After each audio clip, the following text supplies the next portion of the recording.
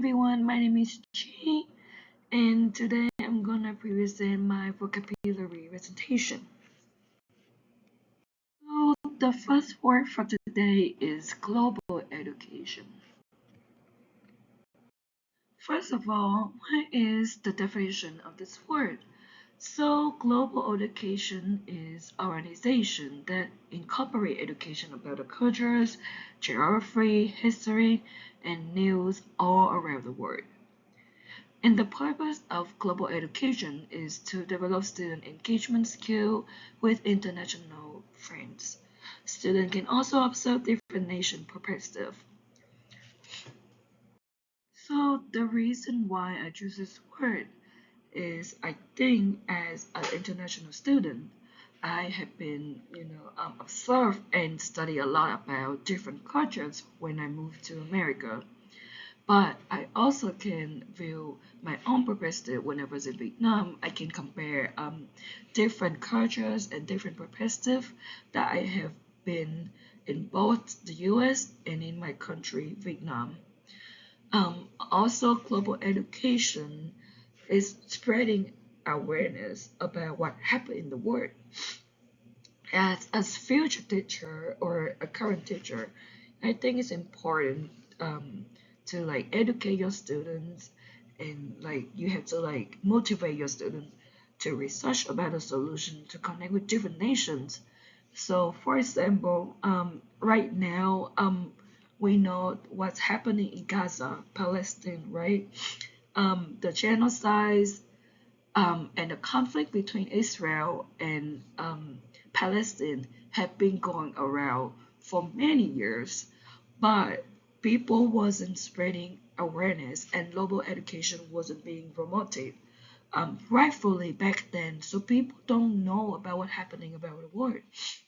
But when teacher apply the global education skill perfectly, it's actually gonna spreading more awareness. It's gonna push more awareness, and it's also gonna develop the student skill to pay attention about what's happening in the world more.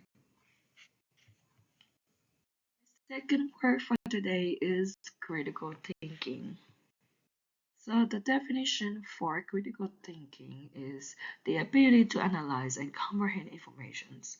From there, thinker can form a stable judgment about the informations. And the purpose is to help identify unreliable sources. So right here we can see the chart of critical thinking um, skills. Basically, it starts off with reasoning because as a thinker, we have different problems that we have to deal about, and in order to find out about the solution for that, we have to start off with like reasoning, like what is the right or what is the ideal solution that we're aiming for. Then it's come to analyzing when I think this part is you just basically comparing different sources, different medias, and see like which source is making sense, which source is reliable. Um, and then the next step, decision making. So basically, I think just really depend on the type person the critical thinker is because different people have like different bias, different perspective. But it just basically find out the right solution for the source that you trusting on. And then come to problem solving when you basically just test the source that you trust, and if the solution work, then it's solving your problem. And then the last part is evaluating, which I think it just basically you review your solutions, the source that you chose, and you compare it with different results. So why I choose this word?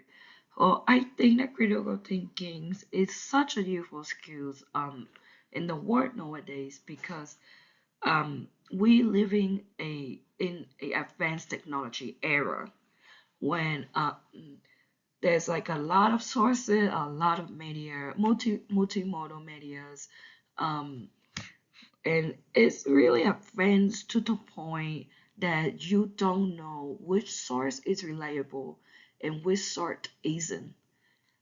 So I think critical thinking skill is helpful because we can identify which source is unreliable, like which is fake news.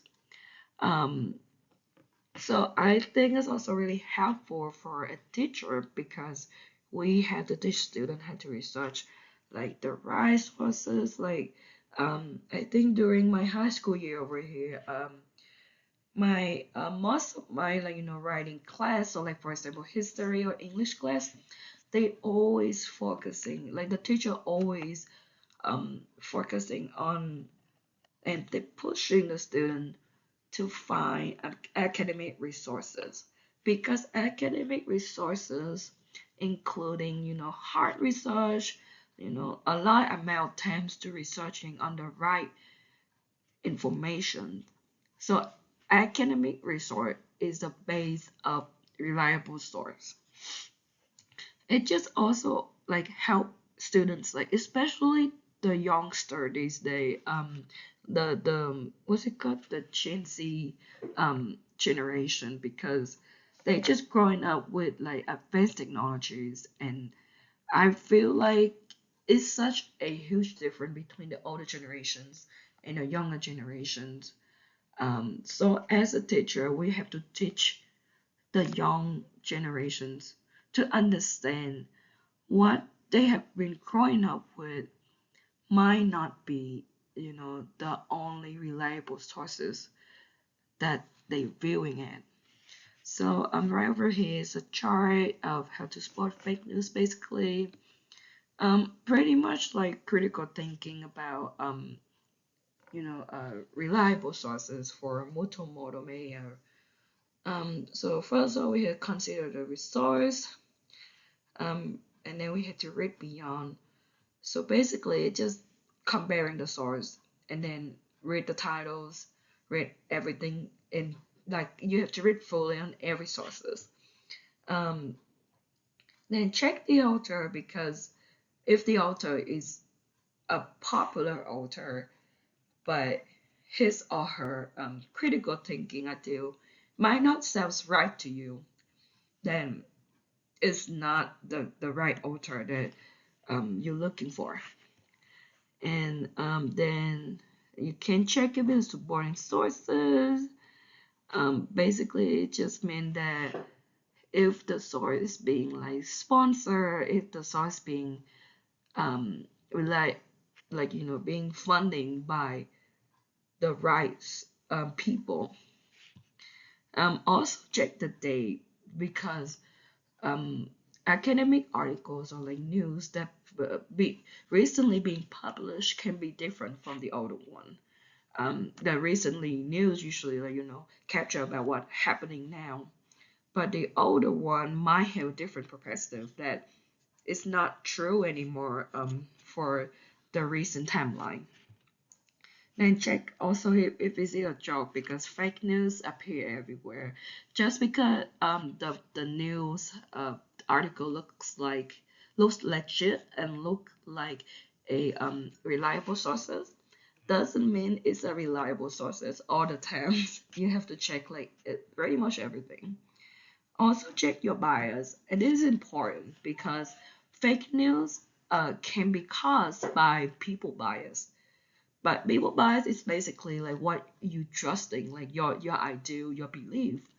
And because of this, when you read the news about information that you not really supporting, not really care about, and it's hurt your bias, um, then it just basically like not true for you. And that is not the case all the time because just because it doesn't go on your way doesn't mean it is a reliable source.